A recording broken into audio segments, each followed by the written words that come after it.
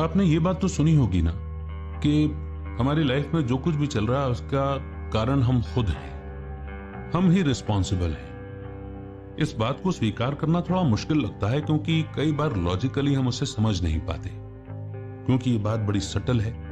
Subtle इसलिए है क्योंकि माइंड भी बड़ा सटल होता है ना, थॉट्स हम देख थोड़ी पाते हैं। और सटल चीजों को अंडरस्टैंड करने के लिए हमें कंसंट्रेशन पावर के साथ में कॉन्शियस को अवेयर करते हुए अपने माइंड को समझना होता है कि ये कैसे काम करता है। तभी हम हमारे जीवन में चल रही सिचुएशंस को, सर्कमस्टेंसेस को कंट्रोल करने के लायक बन पाते हैं। और ये सारी बात मैं इसलिए कर रहा हूं क्योंकि आज की समरी कुछ इसी बारे में है। तो आज की बुक समरी है don't believe everything you think, why your thinking is the beginning and end of suffering. इस समरी को लिखा है जोसेफ गुयेन ने। जोसेफ गुयेन एक राइटर, मोटिवेशनल स्पीकर और स्पिरिचुअल लीडर हैं। उन्होंने अपना जीवन दूसरों को उनकी पोटेंशियल को अनलॉक करने और उनकी बुरी आदतों को बदलने में मदद करने के लिए समर्पित किया है। Joseph best selling book don't believe everything you think के ऑथर भी हैं और लिखने के अलावा जोसेफ एक पॉडकास्ट भी रन करते हैं जो ऑडियंस को उनके डर, चिंता और सेल्फ डाउट पर काबू पाने में मदद करता है। वो YouTube पर वीडियोस भी पोस्ट करते हैं जिनका टॉपिक लाइफ और उसे कैसे जिया जाए इसके इर्द गिर्द है। तो इस समरी में आप जानेंगे कि अपनी चिंताओं, सेल्फ डाउट वगैरह को कैसे काबू में किया जाए। आप पर अपनी थिंकिंग का असर आपकी इमेजिनेशन से भी ज्यादा होता है। वो अक्सर आपका मन ही होता है जो आपको असल में खुश होने से रोक रहा होता है। जानिए कि कैसे अपने सोचने के तरीके को बदला जाता है और इसके बाद थॉट्स के आते हुए भी आप सुकून और शांति से जी सकेंगे। आइए बिना देर किए शुरू करते हैं आज की book summary don't believe everything you think by Joseph Nguyen. क्या आप अपना माइंडसेट बदलना चाहते हैं? क्या आप दुनिया को बेहतर नजरिए से देखने की कोशिश कर रहे हैं लेकिन नहीं जानते कि कैसे करें? और क्या आप हमेशा स्ट्रेस, गुस्सा या चिंता करते रहते हैं? देखिए, अगर आपका जवाब हाँ है तो फिर यह समरी आपके लिए है। और अगर इन सवालों में से एक आध सवाल का जवाब ना भी निकला तब भी यह समरी आपके लिए है। अपने आसपास के लोगों से जवाब ढूंढना बंद कीजिए और अपने अंदर देखना शुरू कीजिए। यह समरी आपको सेल्फ इंप्रूवमेंट की प्रोसेस और बहुत कुछ जानने में गाइड करेगी। आप माइंड के बारे में और ये कैसे काम करता है ये भी सीखेंगे। आप अपने आप को गहराई से जानेंगे और समझेंगे कि आप चीजों को कैसे प्रोसेस करते हैं। आपका माइंड आपकी खुशी में आपकी सोच से ज्यादा इंपॉर्टेंट रोल निभाता है। ज्यादातर आपकी इमोशनल प्रॉब्लम्स आपके माइंड में जो कुछ भी चल रहा होता है उस वजह से होती है। कौन सी आदतें आपको परेशान कर रही हैं, उन्हें पहचानिए और उनसे जल्द छुटकारा पाइए। ये समरी आपको सिखाएगी कि कैसे एक बार में उन सभी व्यवहारों को पहचानना है, उन्हें खत्म करना है और उन्हें बदलना है। सारे जवाब आपको अपने अंदर ही मिलेंगे। आपको बस इतना करना है कि आप उन्हें देख पाए। आप खुशी पाने के और करीब आ गए हैं। आपने इस समरी को चुनकर पहला स्टेप तो आगे बढ़ा दिया है। आइए मन के सीक्रेट से पर्दा उठाकर यह जाने कि सुकून से रहने के लिए हमें क्या करना चाहिए। तो इस जर्नी की शुरुआत होती है इस पहले चैप्टर से, the journey to finding the root cause of suffering. देखिए, दुख दो तरह के होते हैं, फिजिकल और इमोशनल। फिजिकल प्रॉब्लम ऐसी है जिससे पूरी तरह से बच पाना नामुमकिन है। किस वक्त आपके साथ क्या होगा ये आप किसी तरह से कंट्रोल नहीं कर सकते। लेकिन अगर मैं आपसे कहूं कि इमोशनल तकलीफ से बचा जा सकता है तो, और अगर मैं कहूं कि आप एक ऐसी लाइफ जी सकते हैं जहां आपको अपने आसपास की घटनाओं से इमोशनली दर्द नहीं होगा, तो क्या आप मुझ पर ट्रस्ट कर सकेंगे? अगर अभी नहीं भी करेंगे तो जैसे जैसे इस समरी को आगे सुनते जाएंगे आपको ट्रस्ट होने लगेगा। जब भी आप किसी बुरी सिचुएशन में होते हैं तो आपकी ओर दो तरह के तीर आ रहे होते हैं, पहला फिजिकल प्रॉब्लम और दूसरा इमोशनल प्रॉब्लम। गौतम बुद्ध ने एक बार कहा था कि पहला तीर यानी कि फिजिकल प्रॉब्लम वाला तीर तो बेकाबू होता है, आप उसे रोकने के लिए कुछ नहीं कर सकते। जबकि दूसरा तीर पूरी तरह से इस बात पर डिपेंड करता है कि आप पहले वाले तीर की ओर कैसे रिएक्ट करते हैं। आप या तो उसके द्वारा लाए गए दर्द को महसूस कर सकते हैं या उससे पार जा सकते हैं। चॉइस पूरी तरह से आपकी है। आप अपने आसपास की दुनिया के प्रति कैसे रिएक्ट करते हैं, उसी पर डिपेंड करता है कि इमोशनल तकलीफ आएगी या क्या। और ये तब शुरू होता है जब आप एक नेगेटिव सिचुएशन को अपने दिमाग में लंबे समय तक सोचते रहते हैं। यानी रियल लाइफ में वो प्रॉब्लम जितनी देर के लिए भी थी, आप उससे कहीं ज्यादा उसके बारे में सोचते रहते हैं। हम में से हर इंसान के साथ हर रोज अनगिनत बुरी चीजें होती हैं। कुछ लोगों को थोड़ा दर्द होता है, जबकि कुछ लोग बेहद उदास और डिप्रेस्ड महसूस करने लगते हैं। हर बुरी घटना के बाद अच्छा महसूस करने और दुखी रहने के बीच का फर्क इस बात पर डिपेंड करता है कि आप उसे कैसे हैंडल करते हैं। बुद्ध ने कहा था कि अगर दर्द महसूस करने से बचने का तरीका है, तो इतने सारे लोग दुखी क्यों हैं? जब इस बुक के ऑथर जोसेफ ने पहली बार इसे सुना तो उन्हें इसका मतलब समझ में नहीं आया। जोसेफ को तुरंत अपने सवाल का जवाब नहीं मिला, और जवाब समझ पाने से पहले उन्हें अपने जीवन के कई अनुभवों को दोबारा जीना पड़ा।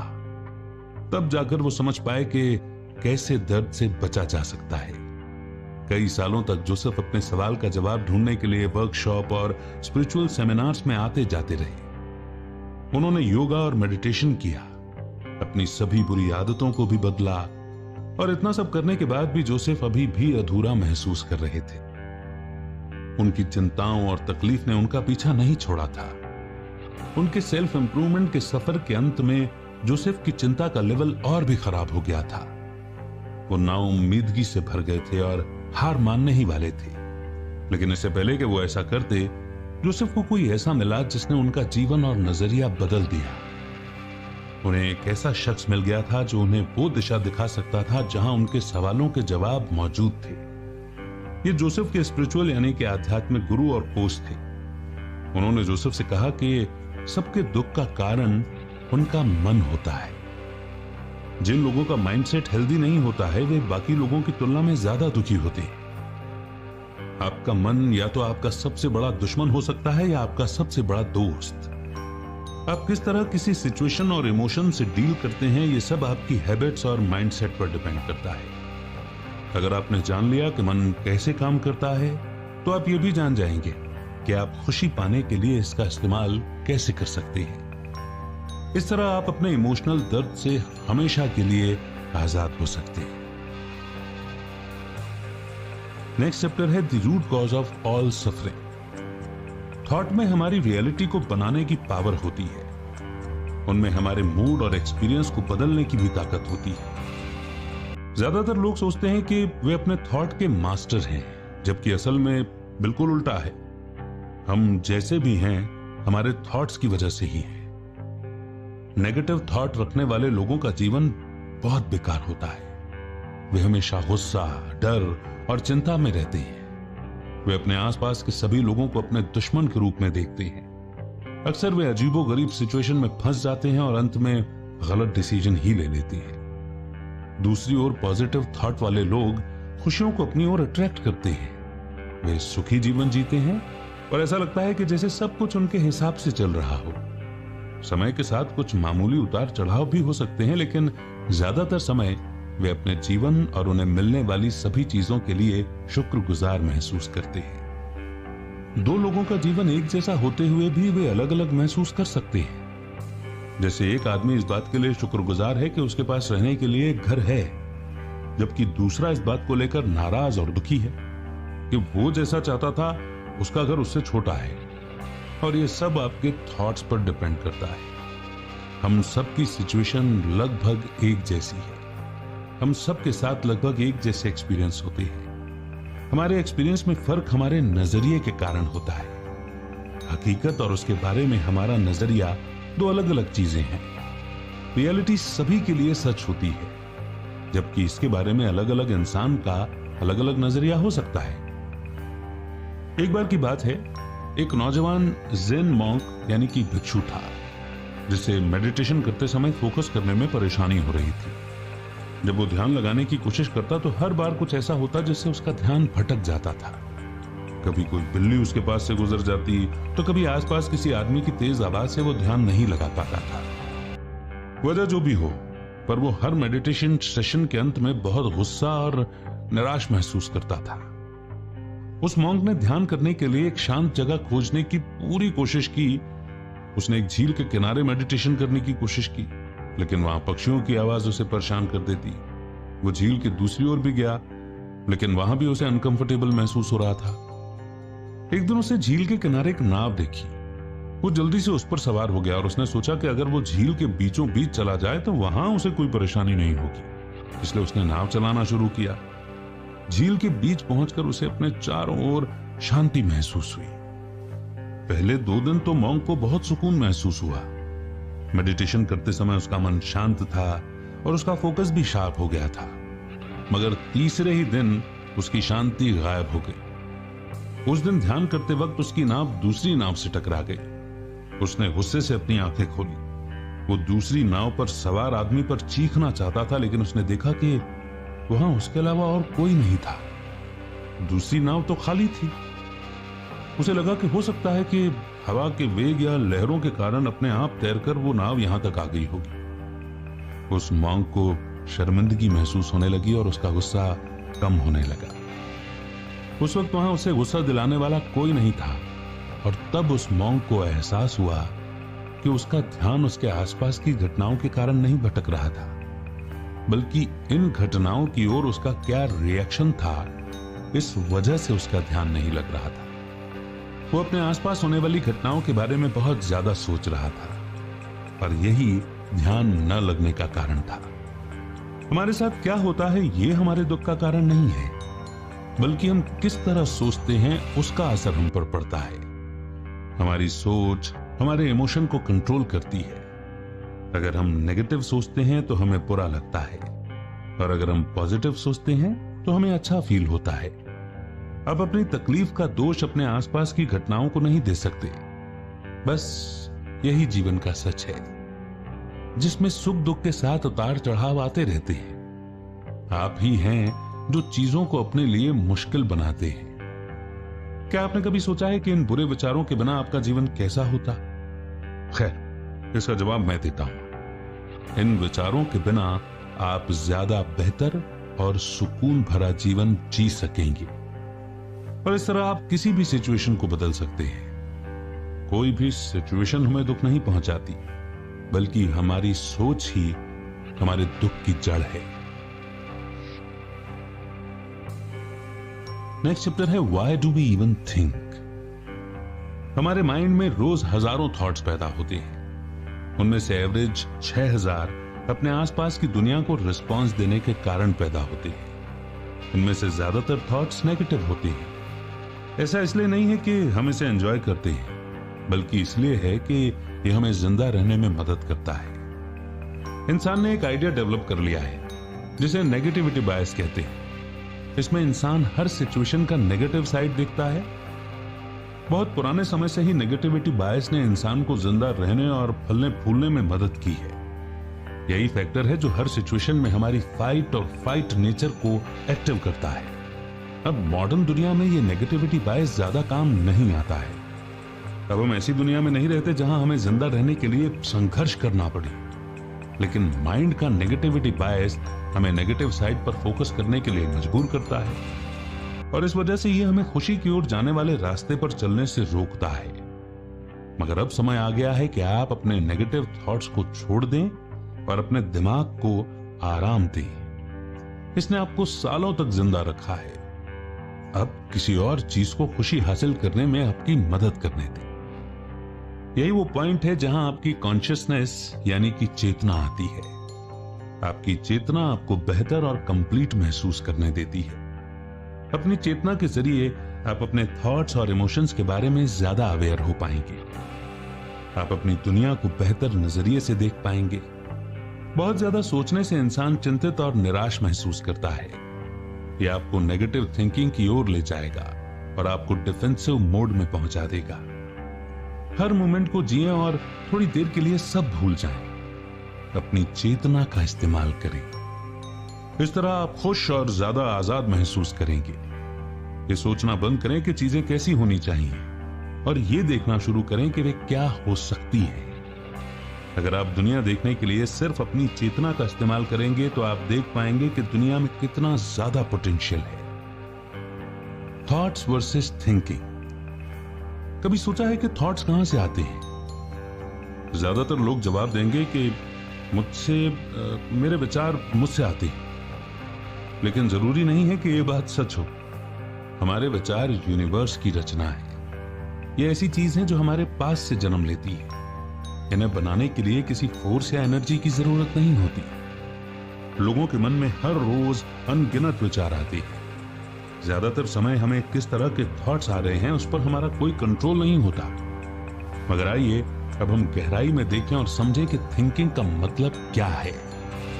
थिंकिंग यानी कि सोचने का मतलब है अपने थॉट्स के बारे में कुछ करना। ये उस थॉट के साथ एक्टिव इंटरेक्शन यानी कि बातचीत करना होता है। थिंकिंग के साथ आपके पास एक चॉइस होती है। आप किसी थॉट को ब्लॉक कर सकते हैं या उसके साथ इंटरेक्ट कर सकते हैं। क्या आप अभी भी थॉट और थिंकिंग के बीच के फर्क को लेकर कंफ्यूज्ड हैं?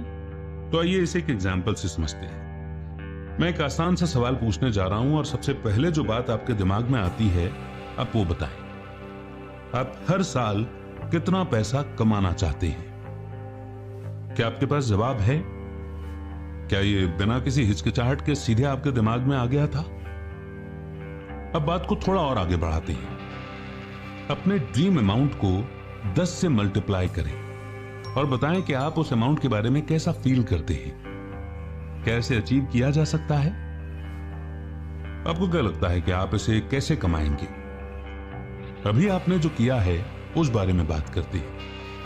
जब मैंने पूछा कि आप कितना पैसा कमाना चाहते हैं तो तुरंत आपके दिमाग में एक अमाउंट आ गया था।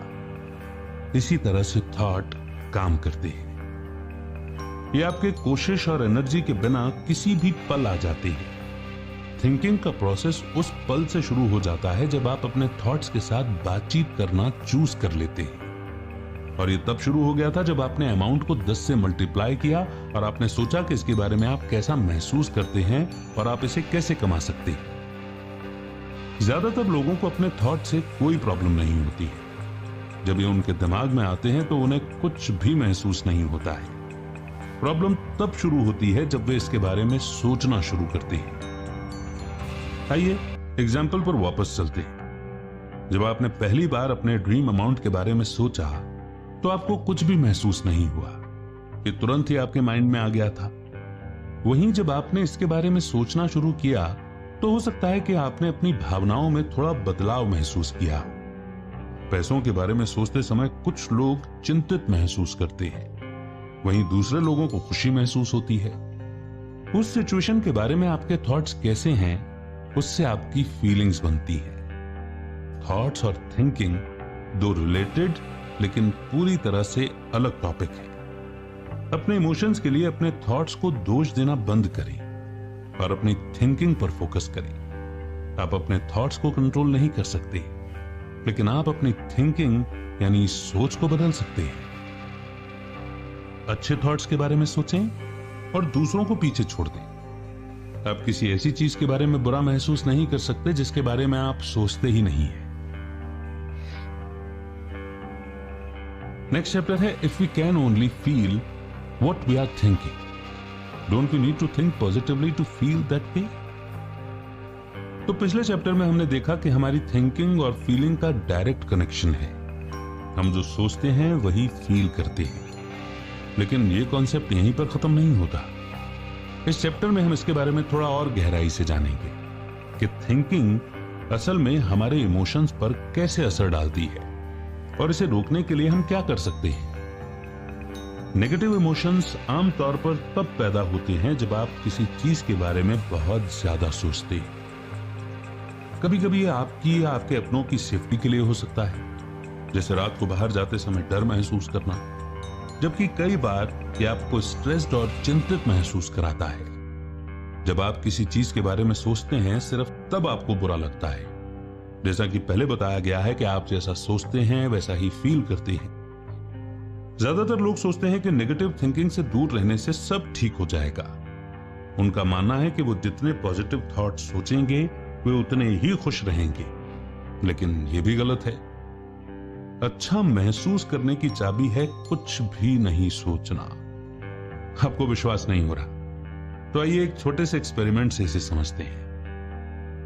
अपने जीवन के सबसे खुशहाल दिनों के बारे में सोचें। उस समय अपने दिमाग में चल रहे थॉट्स को याद करने की कोशिश करें। क्या आप उन्हें याद कर पा रहे हैं? ज्यादातर लोग ना में जवाब देते हैं। उन्हें याद नहीं होगा कि वो उस पल में क्या सोच रहे थे। ऐसा क्यों? ऐसा इसलिए है क्योंकि उस समय आपके दिमाग में कुछ भी नहीं चल रहा था। आप बिल्कुल भी नहीं सोच रहे थे। आप बस उस पल को जी रहे थे। देखिए, कुछ लोगों को शायद याद आ सकता है कि वो उस समय कितने खुश थे, लेकिन ये इस वजह से है कि वो एक अच्छी लाइफ को एक्सपीरियंस कर पाने के लिए शुक्रगुजार हैं। अब मेरा सवाल ये है कि क्या उन्हें खुश होने से पहले ये थॉट्स आए थे? ये थॉट्स सिर्फ इसलिए आए थे क्योंकि आप पहले से ही खुश थे। आप इसलिए खुश नहीं थे कि आपको पॉजिटिव थॉट्स आए थे, बल्कि आपके मन में ये थॉट्स इसलिए आ रहे थे क्योंकि आप पहले से ही खुश थे। इस एक्सपेरिमेंट से ये इंपॉर्टेंट सीख मिलती है कि जब आप सोचना बंद कर देते हैं तो बस आप खुश महसूस करते हैं।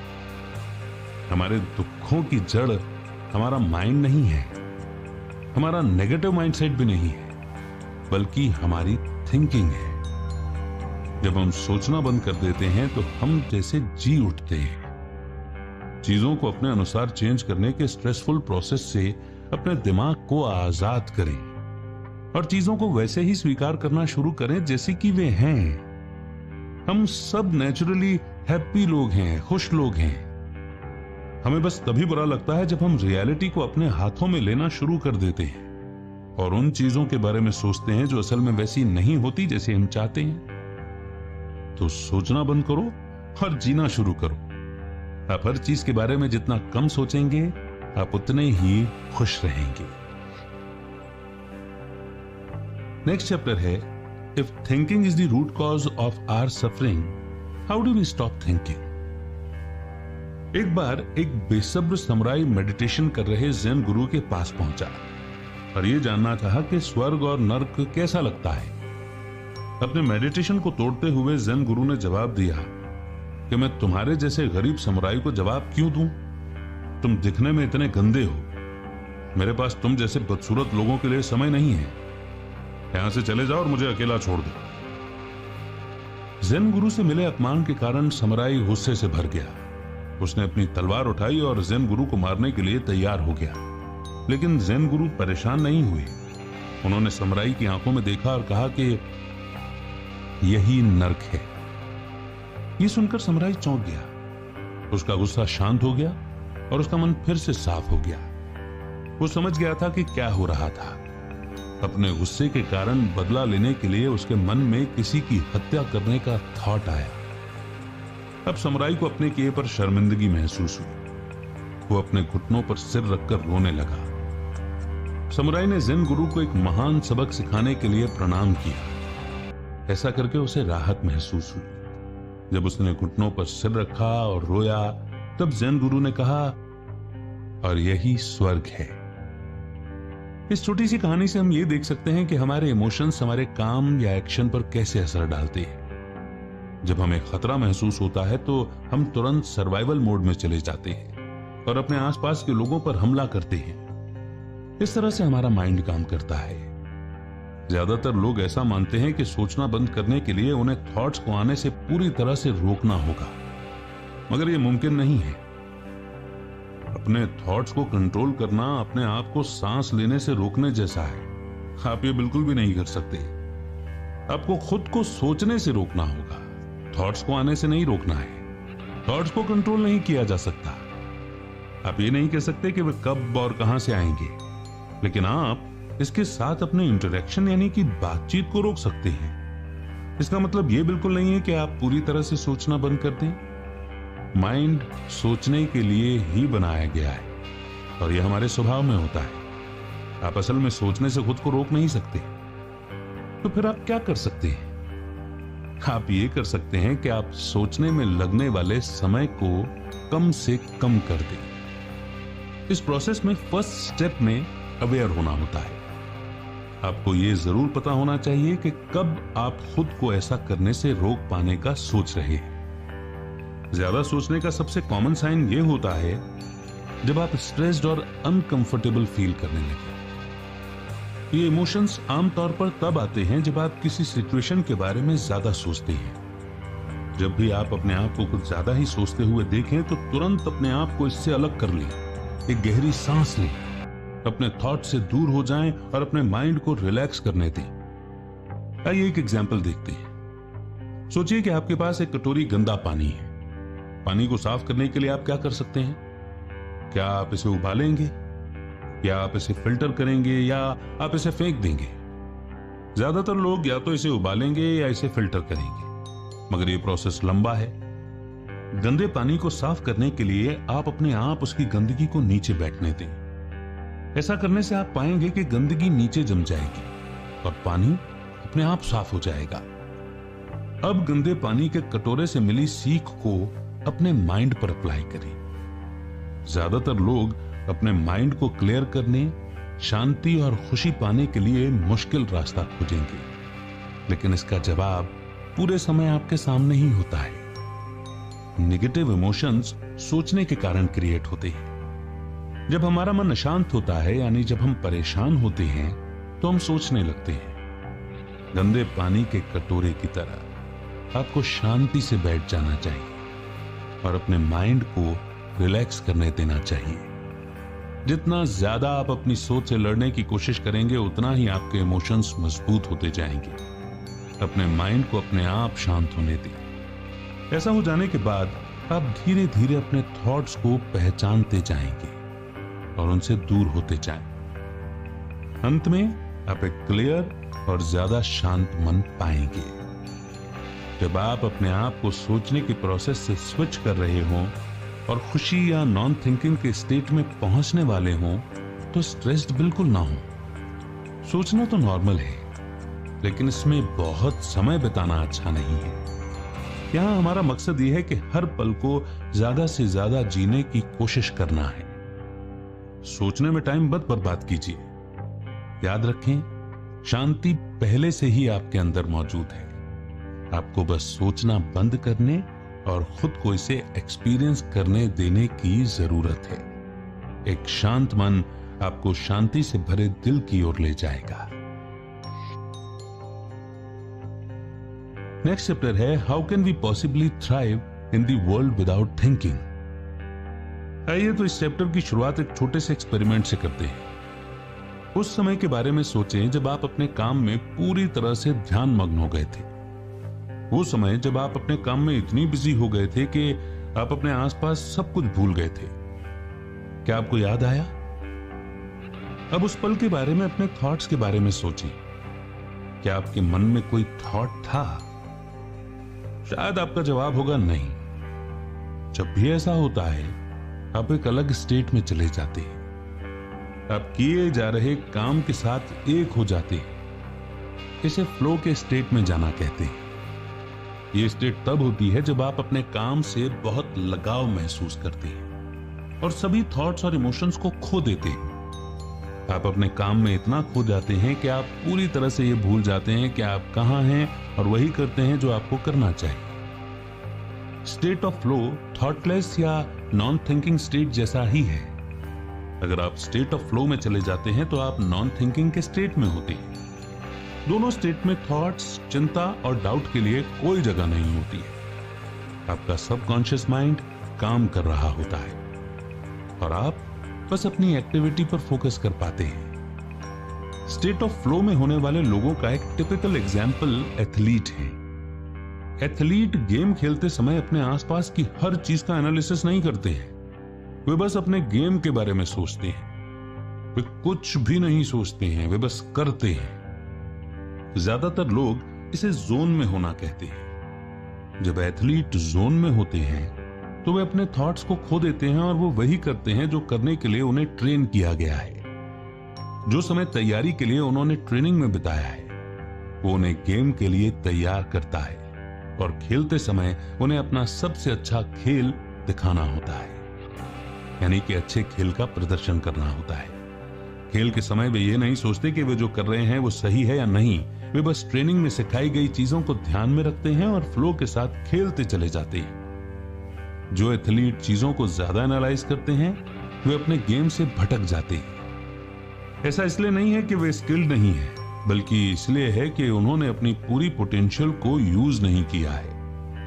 जब एथलीट सोचते हैं तो वे अपनी चाल चलने में हिचकिचाहट फील करते हैं और गलतियां करने लगते हैं, जिसके कारण वे गेम हार जाते हैं। तो इस स्टोरी से यह सीखने को मिलता है कि ज्यादातर लोग बिना सोचे समझे आगे बढ़ते हैं। अगर आप हर चीज के बारे में ज्यादा चिंता करना छोड़ दें तो आप और ज्यादा अचीव कर पाएंगे।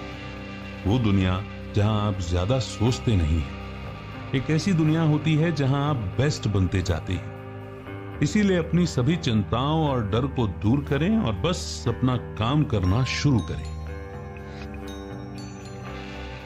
नेक्स्ट चैप्टर है नथिंग इज ईदर गुड और बैड। हर इंसान की अपनी राय होती है, जो कुछ लोगों के लिए सही होती है, वहीं कई लोगों के लिए वो वैसी नहीं भी हो सकती है। आपको एक बात तो समझनी होगी कि हर कोई आपके जैसा फील नहीं करेगा। इस दुनिया में असल में कुछ भी अच्छा या बुरा नहीं है। ये सब आपके आसपास की हर चीज पर, आपके नजरिए पर डिपेंड करता है। आइए इसे भी एक एग्जाम्पल से समझते हैं। एक पियानो के बारे में सोचें। ध्यान दें कि कैसे इस पर अलग अलग कीज हैं। क्या आप कह सकते हैं कि कोई नेचुरली अच्छी या बुरी है? जवाब है नहीं, है ना? हम बस इतना कह सकते हैं कि एक की तब गलत है जब हम उससे कुछ उम्मीद करते हैं। मान लीजिए कि पियानो बजाने वाले ने एक खास गाना बजाया और आप इसके सभी कीज को जानते हैं, और जब वो गलत की दबाता है तो आप तुरंत बता सकते हैं कि इस गाने के लिए ये सही कीज नहीं थी। और जब वो गाना परफेक्टली बजाता है तो आपको खुशी भी होगी, क्योंकि उसने कोई गलती नहीं की थी। तो पियानो की तरह ही जीवन में कोई भी गलत फैसला नहीं होता है। हम बस ये सोचते हैं कि ये गलत है जब सिचुएशन हमारी एक्सपेक्टेशन से अलग होती है। अच्छे या बुरे की हमारी सोच उस मीनिंग से आती है जो हम उस सिचुएशन के साथ जोड़ते हैं।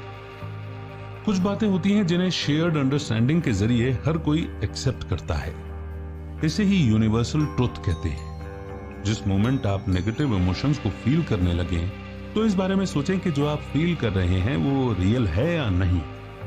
क्या सिचुएशन सच में सीरियस है या आप इसके बारे में बहुत ज्यादा सोच विचार कर रहे हैं? क्या ये यूनिवर्सल ट्रुथ है?